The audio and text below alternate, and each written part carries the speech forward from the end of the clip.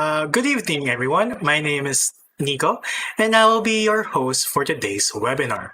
Before we begin, if any of you have any questions regarding the discussion, don't hesitate to send them to us by entering it in the comment section of whatever social media platform that you are watching this on. And I will be here to entertain them to our guest speaker for today. So everyone, welcome to the live webinar series of ESME.ph.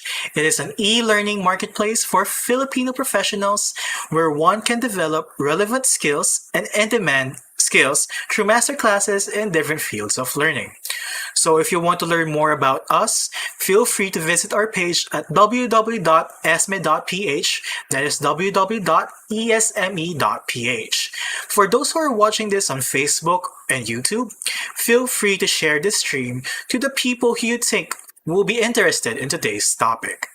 So, we are inviting everyone to join us in our live learning series where seasoned experts, such as our speaker for today, in various fields of learning from agriculture, business, marketing, futures thinking, relationships, health and fitness, and more, help you develop your skills and advance both in your personal life and in your career. If you're interested in learning more about this live learning series, head on over to our website. Again, it's www.esme.ph and click on the live learning tab. We hope that you can join us. So I bet that everyone is excited and all about getting a high score in this IELTS. So what is IELTS? So IELTS means International English Language Testing System. It is an exam requirement for Filipinos who want to live or work abroad. This exam measures your ability to communicate in the four basic English languages, such as listening, reading, writing, and speaking. If the English language isn't your native tongue, the IELTS will be quite difficult. But don't worry, you're in the right place because our speaker will show you how to ace the IELTS. So joining us today is the founder and owner of 10 Minute IELTS International, where he provides world-class training and and develops quality learning systems for clients around the world. He also developed and implemented the policies and standard operating procedures, or SOPs, of several training institutes such as the SM Development Corp Training Division, Talkshop Learning Center, Studio ATD, and 9.09er IELTS Review Center. So ladies and gentlemen, let us all welcome our speaker for today, Mr. Robert Borjal. Hi, Nico. It's a pleasure to be here. Nice to meet you. Hi, po, sir. We're glad to have you with us for today. I'm happy to discuss our topic for today, sir. But first and foremost, sir, I want to ask, how is your day today? Okay naman. Overall, it's good. I'm actually here in the Middle East right now, and specifically in Oman. So if in the Philippines, the time should be 5 p.m., dito it's just at 1 o'clock. So we have a 4 hours difference. Yes, that's right. From what I've seen. Mhm. Hopefully that doesn't affect our watchers for today. But I believe everyone should be watching soon. So yes, sir. Before we start, do you want to say anything to our viewers that are watching or who will be watching today? Of course. I think the most important thing to talk about right now is IELTS. And if you're watching this video right now, then it means you're either planning to take it, you're going to take it, or you are planning to go abroad. Because IELTS is the requirement for students who want to work in UK, US, Canada, or New Zealand, as well as Australia. The only problem is, ironically, no, mas mahirap pa yung IELTS exam kaysa yung licensing exam ng mga nurses, based on what I've been hearing from my students. And it's ridiculous. It's supposed to be just an English test. What I've realized is that it is a business. The reason why IELTS is hard is because they want you to fail. They want you to fail so that they'll make more money. Talagang perahan yan. Yes. That's why I've made it my personal goal to help students pass the IELTS exam easily. Not necessarily through cheats, but through tips and tricks that not many are aware of. Ang napansin ko kasi is most students are really misguided, if not misinformed, when it comes to how the test actually works. And in this live seminar, I hope to clarify some of those misconceptions, some of those doubts, and help students or rather viewers understand that IELTS is actually really easy if you just know how to go about it properly. So, yun yung goal ko for today. Yes. So for everyone who is tuning in now or who will be watching later, for those who are team offline, hopefully that you will learn a lot for today's webinar. So let's start it off with some few questions, sir. Is that fine? Sure, sure. Of course, by all means, Nico. Okay, Sir Robert. Our first question for today for you is, what made you want to start a review center for IELTS?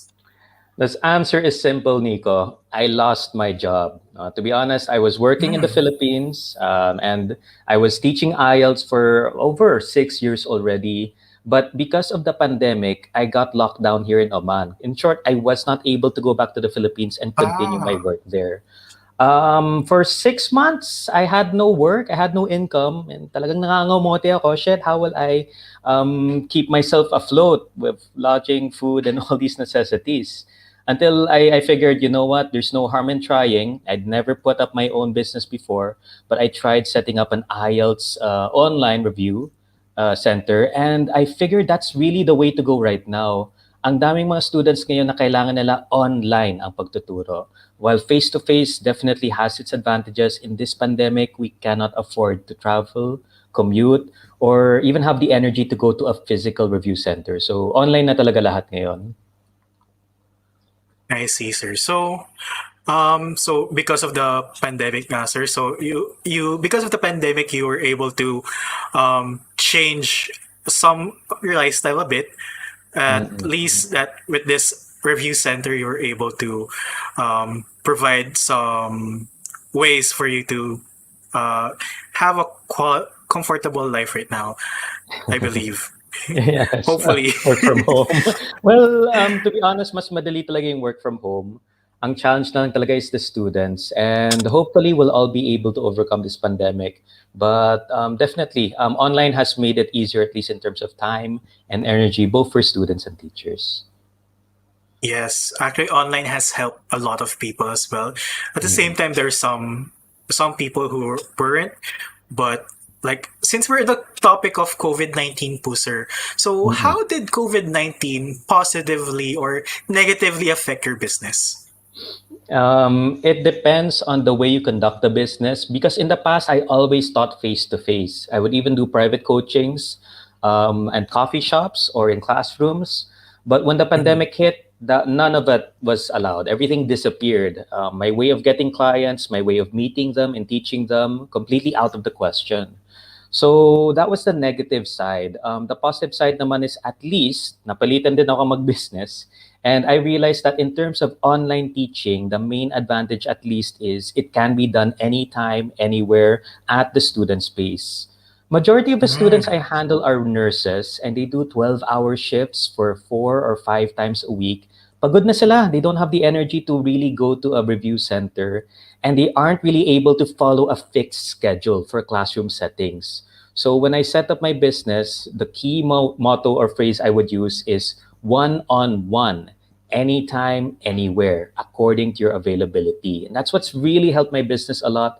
I think a lot of students really like that idea because as much as we'd love to go back to classroom setting, hindi na talaga kaya ng night shift nurses or yung mga nurses na sobrang busy sa work and they're just squeezing in the time to review during lunchtime na nga eh. Yes, po. So this one-on-ones are really helping, especially those who are lacking in time, sir, right? Mm, mm, So mm. actually, I first, sir, am a student right now, a college student, Mm. graduating. And I've taken an English, like it's also an exam called TOEIC, sir. If you're Yes, familiar with yes. it, Mm-mm, mm-mm. can you explain to me like the difference between IELTS and TOEIC, if Of you can? course. That's the thing, no? If you notice, Nico, ang daming English exams. And what for? What's the Yes, sir. point? Now, to mention TOEIC, that's a US standardized test and it has only listening and reading. These are the two only objective exams you can have in English actually. When it comes to speaking or writing, dyan na nagiging subjective and mahirap i-check. So the main goal of Mhm. TOEIC is to give you an objective, unbiased rating of your English capabilities. Pinakasikat yan sa Japan.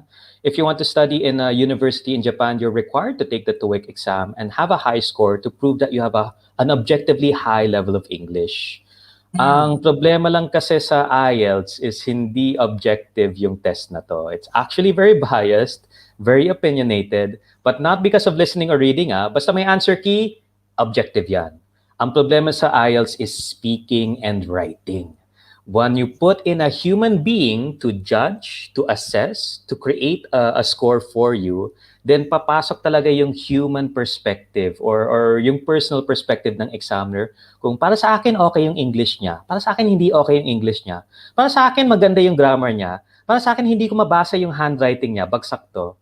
Buti lang sa TOEIC walang ganon. Pero sa IELTS, that's the main difference, I believe, and that's the biggest struggle. Unfortunately, for working in UK, US, Canada, New Zealand, Australia, IELTS ang pinakasikat na English test. Though there are others that exist, particularly OET, which I also teach, I think IELTS is definitely here to stay for the majority. Okay po, sir. So there is a big difference nga po between the two. I was just Mm-mm. wondering, sir, because I took the TOEIC exam on my college. Since it's an Mm, international school, so we have good, this TOEIC exam. good. So I just really wanted to know the difference between this IELTS and TOEIC. And I was really interested. Like, I see that there was, with IELTS, there was four things, Yes. unlike the Mm-mm. TOEIC, which is only two. That's why I really wanted to ask that one, sir. Good So question. since this is a test, sir, from your experience, what do you think is the most difficult part of the test among Filipinos? Okay. It's going to be difficult to answer that question straightforward because when students have no idea about IELTS and they're going to take the exam and they self-study or self-review, ang sinasabi nila laging pinakamahirap is writing.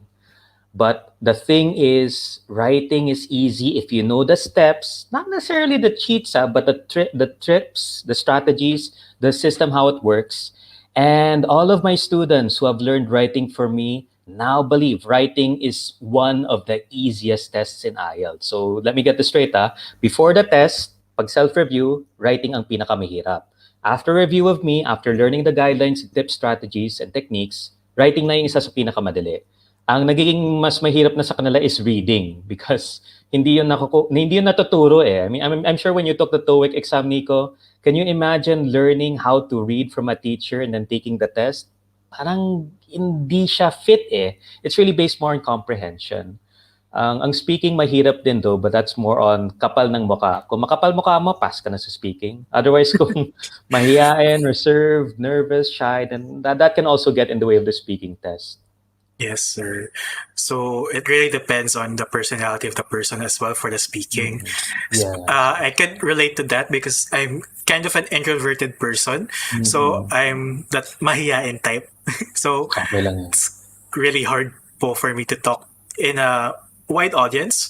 That's why Mhm. hopefully I will be able to ask these questions I have to you without any problems. But you're doing great, Nico. In fact, I believe that you're already a step above average. Majority of my students won't even dare to have a live seminar online. They would get stage fright and mental blanks and say, "No, sir, wag po ako, wag po, wag po." Thank you so much, sir. But for now, I'm just thinking that right now I'm talking just to you, and there's no other people Yes. behind. But I know there's some people behind, so there's still a bit of nervousness. Mm. So, um, speaking of IELTS, sir, I've I've heard that there is no pass or fail in the exam, and it's graded by bands. Is this correct? Yes, I think the most common question of students is what band score they need if they're not aware of it. Now, just to get this straight, when they implemented the IELTS system, it wasn't really with the same percentage scores like you need 80% to pass, 70% to pass. What they did was they created bands from 1 or zero point 0.0 to 9.0, 9 being the highest. And what they did was they made sure that each band would give an idea of what the speaker's English ability was. Let me put it this way na lang. Ang ibig sabihin ng nine, you're one of the best English speakers that anyone's ever met. People I'd love to give us examples for these would be, let's say, Steve Jobs. I think Steve Jobs is a great public speaker. You can really see that when he speaks to an audience, he's able to inspire and motivate people. I think there are many others also who have been great speakers in the past, but a nine practically means that you can touch people's hearts with the language. Ang ibig sabihin naman ng 8 is you are way above average and you're almost at the 9.0 level. These would be more of the Americans, the Brits who have been educated and are able to use the command of the language confidently. Ang ibig sabihin ng 7 is, well, according to the band score equivalent idea ng concept nila, is that you are as good as an American or British speaker, which I would sadly disagree with. Kasi para sa akin, Nico, ang 7 sa IELTS, mas mahirap pa kaysa sa native speaking abilities ng American, British, and Mm. Australian. In short, if you're able to get a 7.0 in IELTS reading, listening, speaking, writing, mas magaling ka pag mag-English kaysa sa Amerikano, British, or those native speakers. Ganon ka tindi ang 7 actually. I think it's really a challenge for many students. And kaya mapapansin mo na, "Oh, okay naman ang English ko, magaling ako mag-English eh. Bakit hindi ko makuha yung 7.0? Which is the requirement for UK mostly. And the answer is really just that. It's not a fair test that is going to necessarily say you're good at English, you get this band score. Maraming chechubareche and hidden rules yan and traps. Kaya ang hirap makakuha ng 7.0. But to go over the other parts, if you talk about 6, that means that you are a college graduate, you are able to speak English properly. Ang ibig sabihin ng 5 is mali-mali na ang English. Yun nga lang, Mm. makapal ang muka. So if you is speaking with the language and you know you speak confidence because no hiya, you are very good with it, then you know that 5.0. So yun yung example na, oy grabe yung confident niya, pero mali yung grammar, medyo mali yung pag-deliver. But I value confidence a lot more actually when it comes to the exam. Ang 4, yun ang absolute minimum na makukuha ng Pinoy. I don't care if you've never studied English in your life. If you're a Filipino, you can get 4.0 without studying a single thing.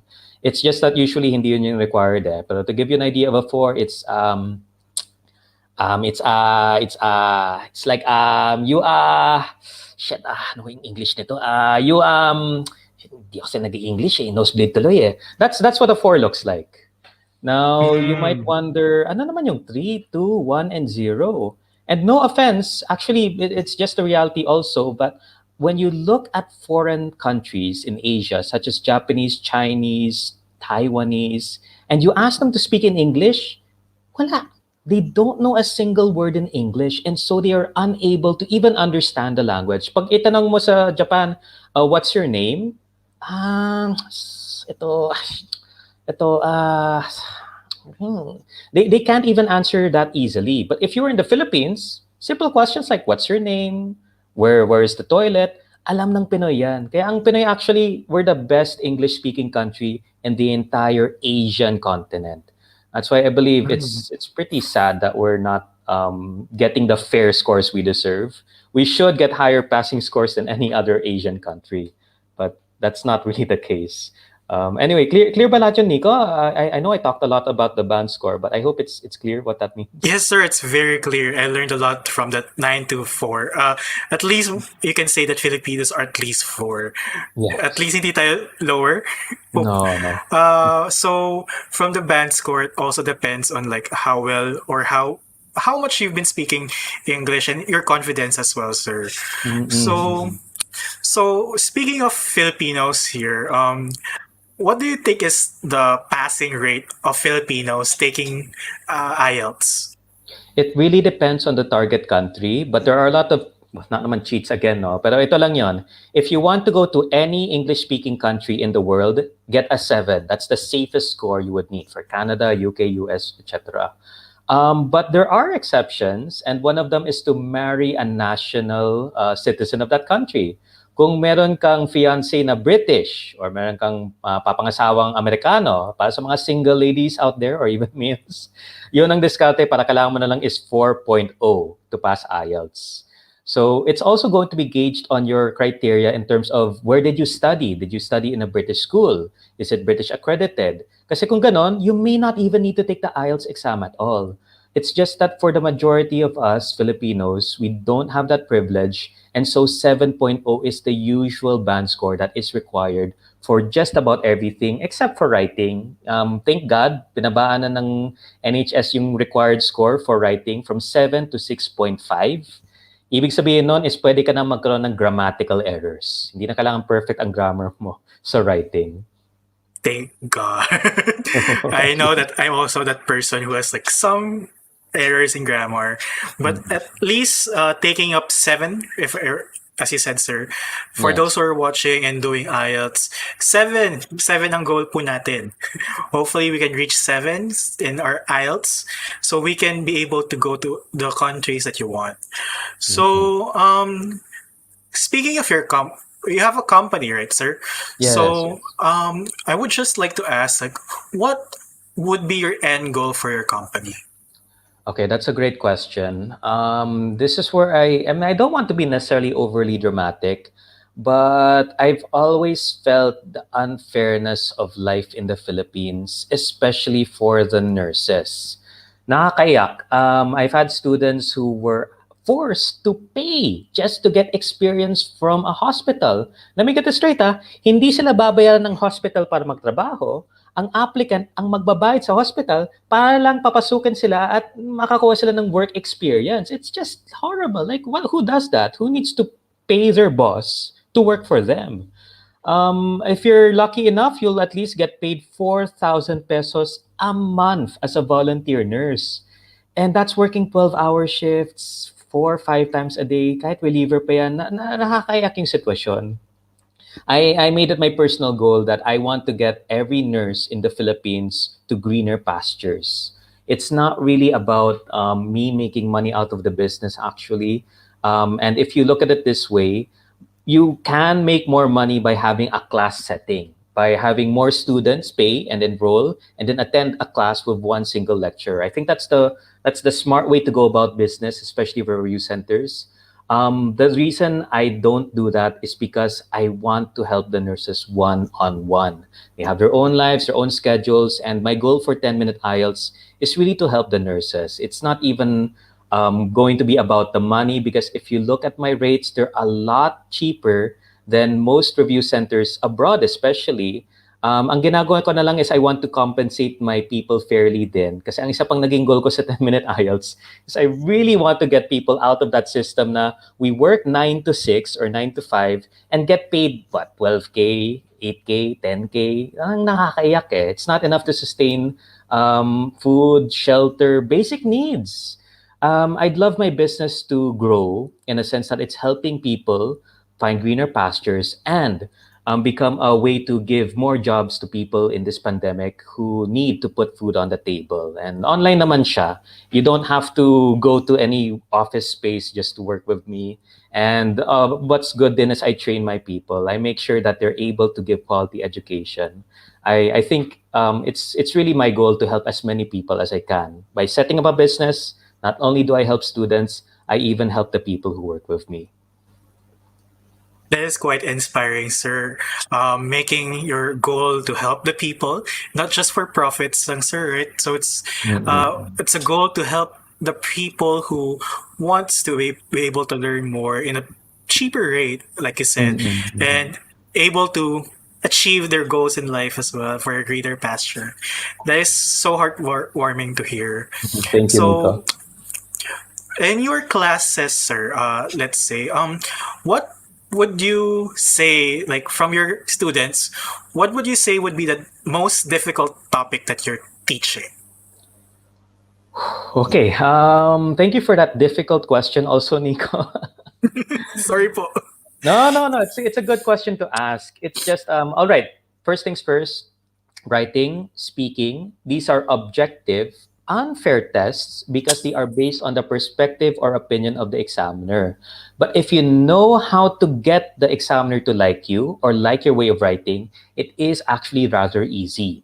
Most students are afraid of these two subtests because they don't know how to pass it specifically. But with my experience and with the students that I've handled, I've learned how the examiners think. I've also learned how the examiners give penalties. And that's something that I teach my students so that it's not, again, necessarily about cheating the system, but in a sense, it is about finding loopholes that will make them confident and able to pass the test easily.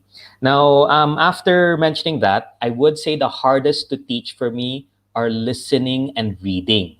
Why? Because there is no examiner that we can cheat or let's say we can get the approval of. There's no bias, there's no opinion. If you took the TOEIC exam, Nico, I'm sure you've noticed that listening and reading is actually quite difficult. It's not something that an average Truly. person can just say, "Oh, my English is good. I'll take the test and pass." I even dare say that some Americans, British, and Australian nationals would fail the reading test, especially for true false not given. The question is why? And that's because it's a discipline. It's really not about cheats or techniques or shortcuts. I know a lot of lecturers might teach that for listening and reading, but from my experience, it really is a test of your comprehension. And comprehension is not taught, it's a skill that's developed through discipline and practice. Kumbaga, gusto natin tumakbo ng 10 kilometers ngayon, Nico. Tuturuan kita how to run 10 kilometers. Tomorrow, makakatakbo pa tayo ng 10 kilometers o hindi? Probably not, sir, kasi pagod na. Yeah, exactly. Hindi siya yung tipong ituro ko lang sa'yo, then okay, bukas magagawa mo na, no? But let's do it little by little. Let's do 1 kilometer muna today. Let's do 2 kilometers another day. Let's build up that stamina, that skill. Ganon din ang reading and listening. It's not something that you teach and learn overnight. It's really a discipline that you have to keep practicing again and again. And as much as I know people might hate that idea that, I have to read, I have to really comprehend, ganon talaga, guys. You can't cheat these two tests. Pwede pa yung writing and speaking but not listening and reading. So it's really all about the comprehension, sir, right? Mm-hmm. For the other two, maybe like I don't think there are some people who would try to cheat, but I believe everyone who's taking the test are not really risking that to cheat, Mm-hmm. and that's why they're going to these review centers and all to learn more like guides and tips on how to learn, how to do Actually, well. ang galingan ng IELTS, Nico Kasi think about this. Kung magpe-prepare ka ng kodigo para sa TOEIC exam, listening, reading, makakatulong yung kodigo o hindi?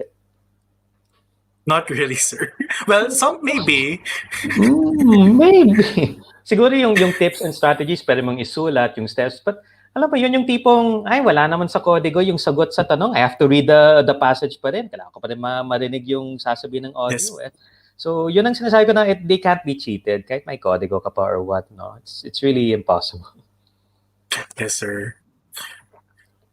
I remember nga po, sir, from my last TOEIC exam, it's so hard to understand some of the prompts, especially for the listening part. There are some prompts like with a different accent, so it's like like learning from that. It's like learning the accents of other people is also, I think, one way to learn, and like it's really Yes. hard.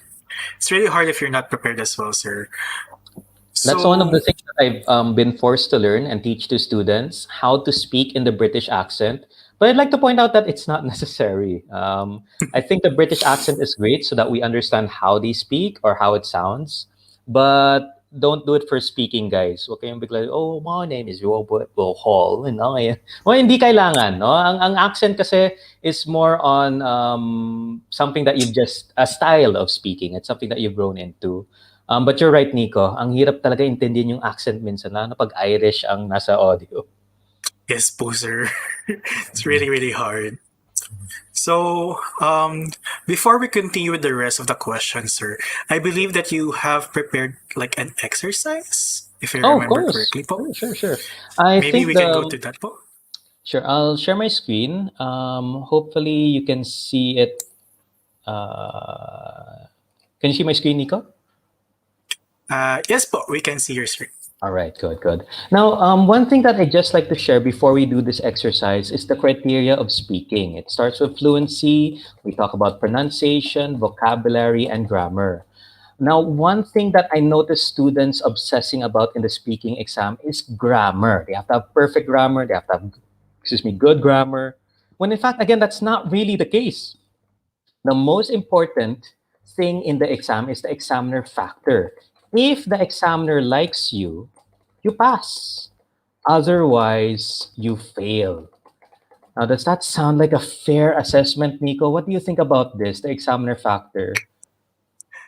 Well, I don't think it's fair, sir. But if that's how it is, then you probably have to find a way to get the examiner to like you.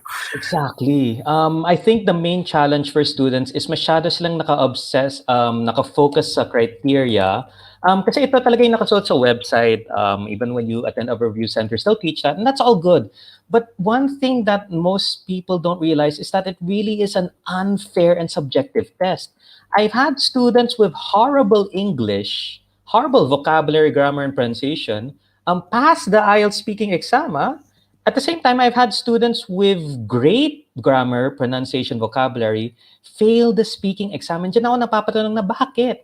What happened? How is it possible that a person with good grammar fails whereas the person with bad grammar passes? And I realized this is really it.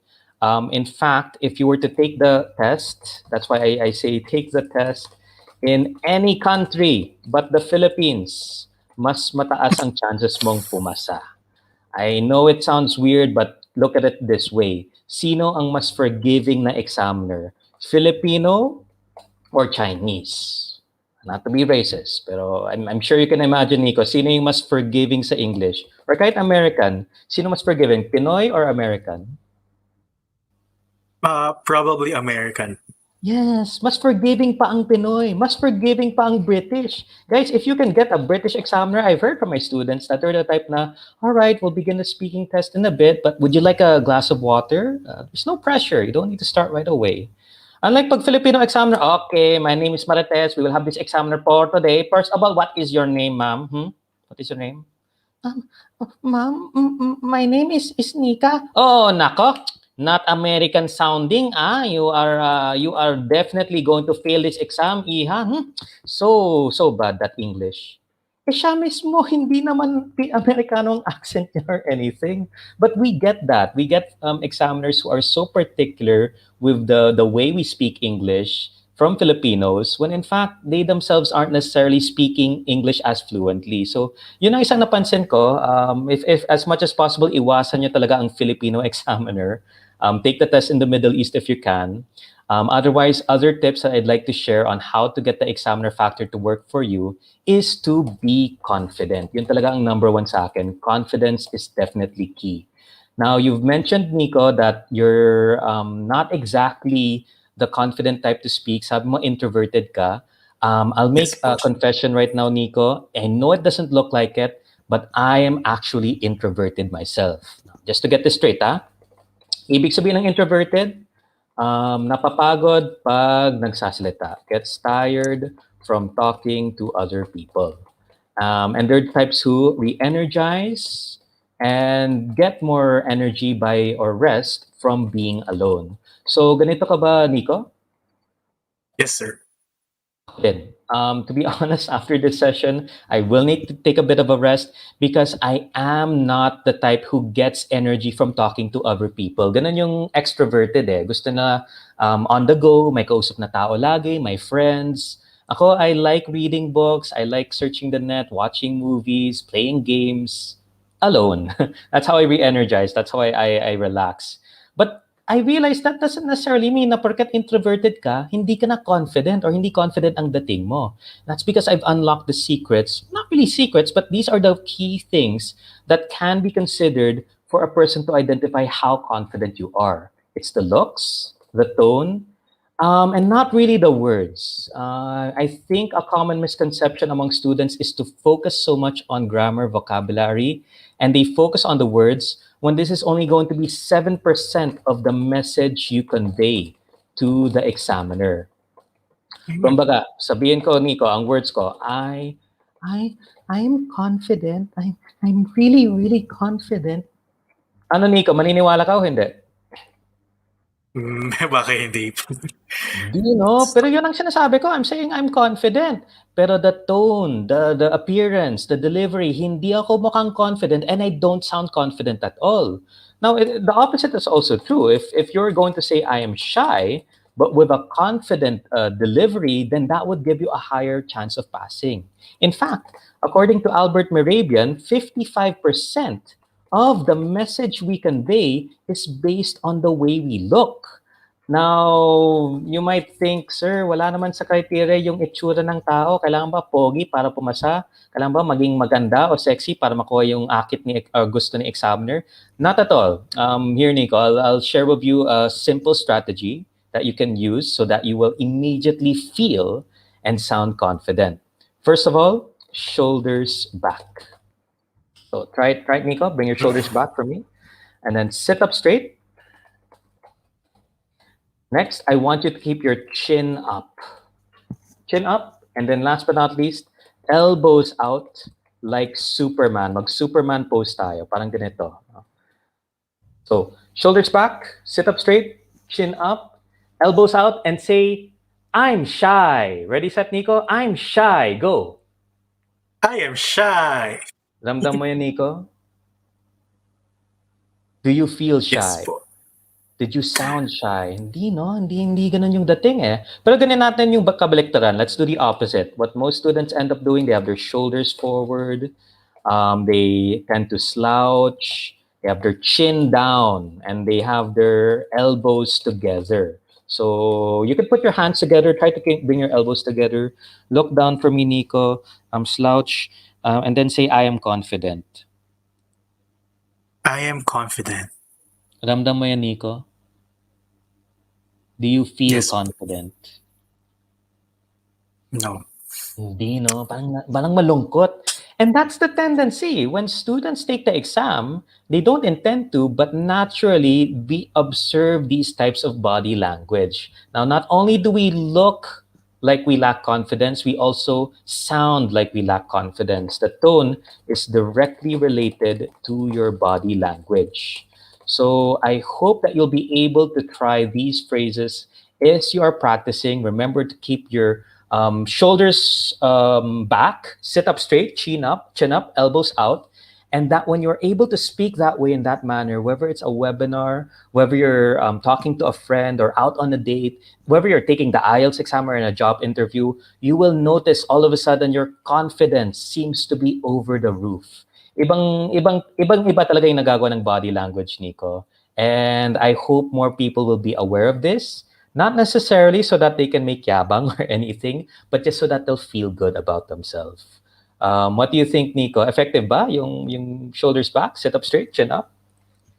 Yes, sir. I believe that it changed a bit from what I've seen. Like, it kind of changed the way I talk as well. Like, it's quite a good tip. Good. Thank you for that, Nico. That's one of the things that I teach to my students just so that they're able to handle the test more confidently. But even then, hindi talaga mawawala. So many students are really thinking, what are the words? Ayun, what are the words I can use, sir? And one common question that I get a lot is, what if I don't know the answer to the speaking test question? Yun lagi ang obsession ng mga students eh. But let's look at the criteria again, Nico. Even if it's the objective criteria, may nakasulat ba dito na may tama o maling sagot? Is there a right or wrong answer? None. What do you think? Fluency, pronunciation, vocab, grammar. May tama o maling sagot ba sa speaking test based on this criteria? None, sir, actually. Wala. After I think about it. There's none. You know, that's what I love about speaking. There's no wrong answer. Now, in listening, may wrong answer yan. Kasi sa listening, may answer key. Ibig sabihin ng answer key, may tama o maling sagot. Ang tamang sagot, yung ayon sa answer key. Yung maling sagot, yung hindi ayon sa answer key. Ganun din ang reading. So, if your answer is not the same as the answer key, mali siya. Otherwise, kung pareho, tama siya. Pero pagdating sa speaking, there is no answer key. Cannot be. Pag ang tanong, what is your favorite color? May tamang sagot ba to? Yung tipong, lalaki ka, kailangan ang sagot mo blue. What do you think, Nico? Kailangan ba may correct answer yung what is your favorite color? Definitely not, sir. Especially for me, I Hmm. like purple. So, Ayun, o di ba, why not? Ito, yung board ko purple eh. So, pwede naman, any color you choose. But here's the loophole I found in the system. And this is one loophole that I love, absolutely hope that students will learn to embrace. Pwede bang sabihin ang words na I don't know? Nico, what do you think? Based on this criteria, can you answer I don't know? mm, from the criteria, sir, Mm-hmm, mm-hmm. I think so. So you can say, I don't know. Yes, pwede siya. You can answer I don't know. And that's my favorite answer to any question that is difficult. In fact, kahit nga yung tanong, what is your favorite color? My answer is I don't know. I've never thought about it. It's not like I think about my favorite color every day. And I don't really buy my clothes based on which color I prefer. I like a variety and I enjoy changing things up. I don't imagine myself wearing something pink, but I'm pretty sure that wearing one color for the rest of your life is boring, if not plain weird. Yun yung magandang sagot. Kita mo how relaxed the fluency, the pronunciation, the use of words, the grammar. I think I don't know is a great answer, and most students are just so obsessed with giving a right or impressive answer.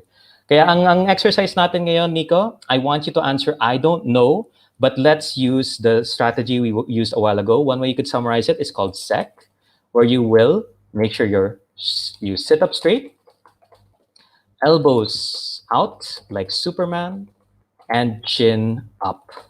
And then I'll ask this question, Nico. I just want you to say, I don't know with full confidence. All right, Nico? Okay, sir. Sige. So, my name is Robert. I'll be your IELTS examiner for today. For your first question in this test, what is your favorite color? For my favorite color, I don't know. I believe Perfect. that my favorite color. Uy, okay na yun, Nico. That's it. Let's stop it there for now. Pero naramdaman ba yun? Did you feel the power of saying I don't know? Was it much more relaxing than trying to come up with a correct answer? Yes, sir. I think the main challenge really is students aren't able to say this. I do believe it's an advanced answer, mainly because it requires confidence. Kung hindi ka confident magsalita, hindi ka confident mag-English, then pag nagtanong na yung examiner ng napakasimpleng bagay, pipilitin ng estudyante na may sagot dapat yan. But I'll give you an example of one of my students who was a fisherman and he got asked this question.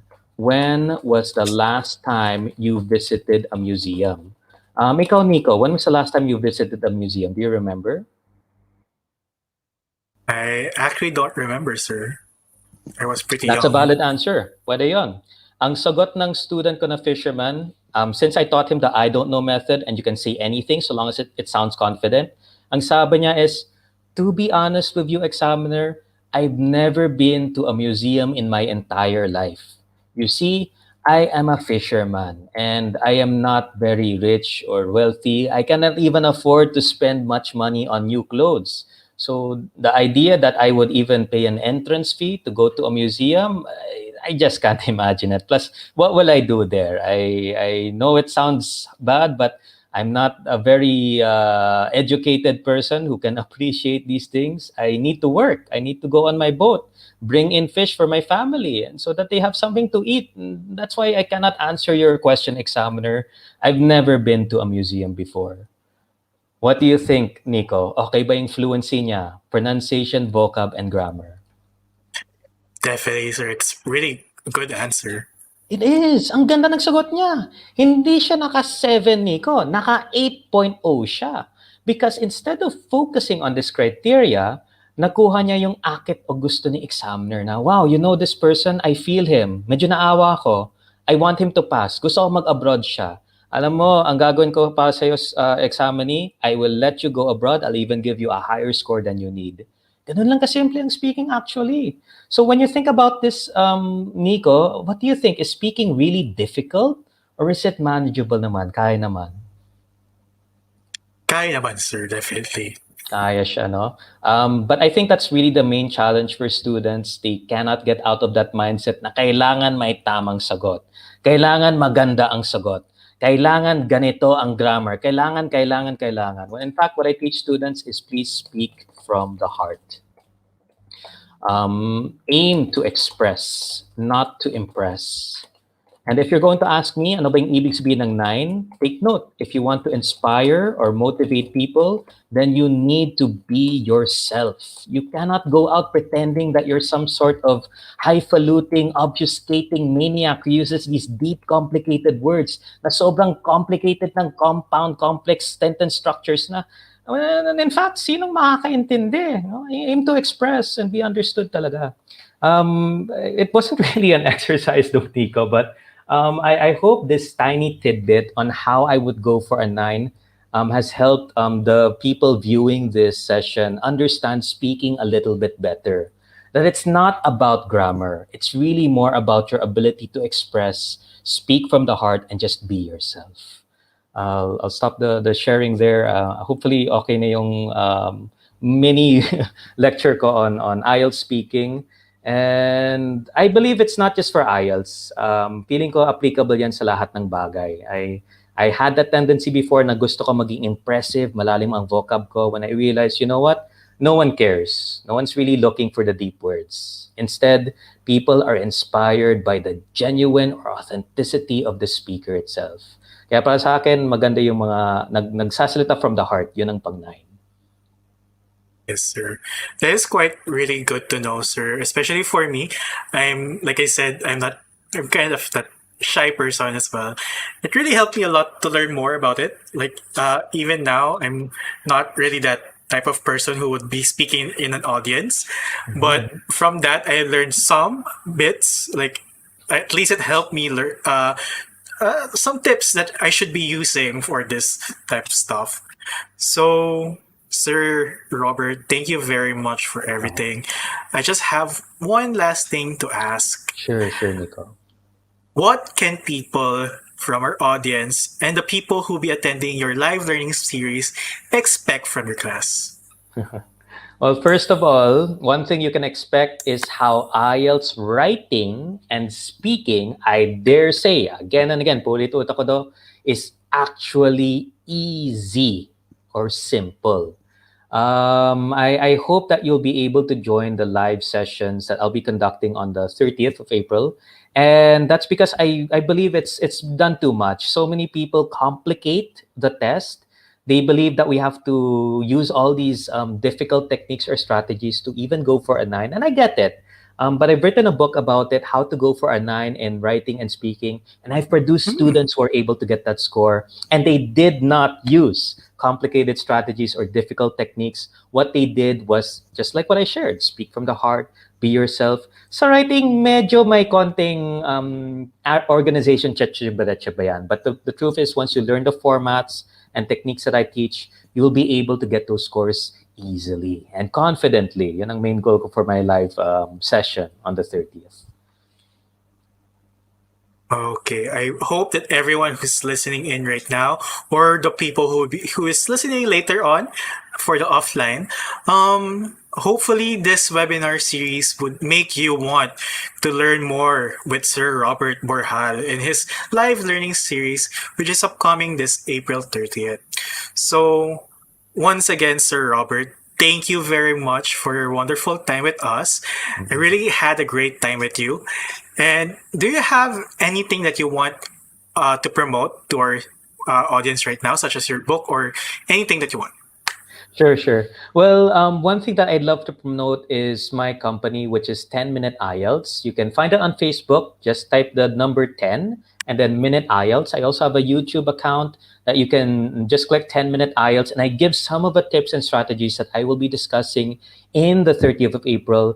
But these are more like sneak peeks or previews. And if you watch the 10-minute videos that I have on YouTube, you'll realize that writing doesn't really have to be complicated. It can be rather simple. In fact, there's not a single thing I teach that is difficult. I believe everything in IELTS can be and should be easy. Kasi ano ba naman yan? It's just an English test. Bakit tayo papahirapan sa pag-i-English when in fact, we can speak the language, we can read, we can write, please, embassy, immigration, let us go abroad already. Ang ginagawa ko na lang dito talaga is I'm helping students reach their dreams even though the test is that difficult. When it shouldn't be. I make things easier for everyone. So that's pretty much it. Thank you so much, Din, for your time, Nico. I really had fun and enjoyed my time with you, and I hope the viewers have enjoyed this as well. Once again, sir, thank you very much for that wonderful webinar that we had today. Mary Joyce from our comments actually said, my takeaway from this session is speak from the heart. So that is really true. Speak from your heart and have your own confidence. That's what I learned as well from this webinar today. And I hope that everyone here will be able to learn more with Sir Robert in his LLS. Right. Okay, so before this webinar comes to a close, I would like to invite everyone who wants to learn more and increase their knowledge and skills. Just visit our website at www.esme.ph. We offer a wide range of masterclass courses, including our live learning series, those of which you can enroll based on whatever is relevant to your passion, career, and interests. We hope that we see you in our live learning series. So once again, my name is Nico, and thank you so much for spending your time with us. And it's a truly time well spent when you're able to get something useful and beneficial from it. So have a great evening, everyone. Have a great dinner, and see you again at our next webinars. Bye.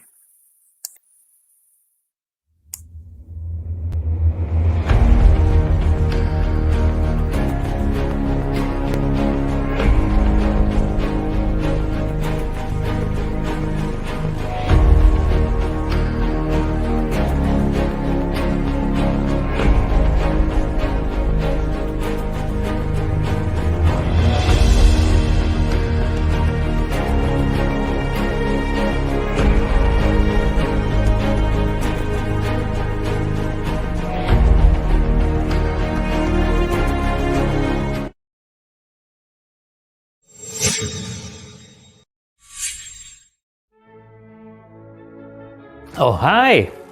So, I'm Robert Borjal. I'll be your coach for the IELTS Live series. I'll be explaining the criteria according to Cambridge standards on how to get a 9.0 in writing and speaking. Now, you might wonder, why me?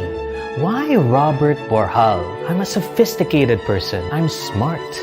I love to read books. You need a professional, such as me, to explain how the grading system really works behind the scenes. Not many know, but I've done it and I've proven it with the students that I teach.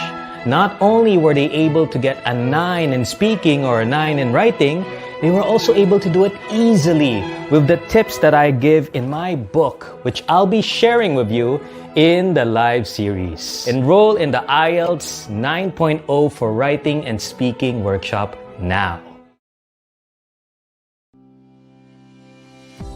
How to enroll in ESME courses.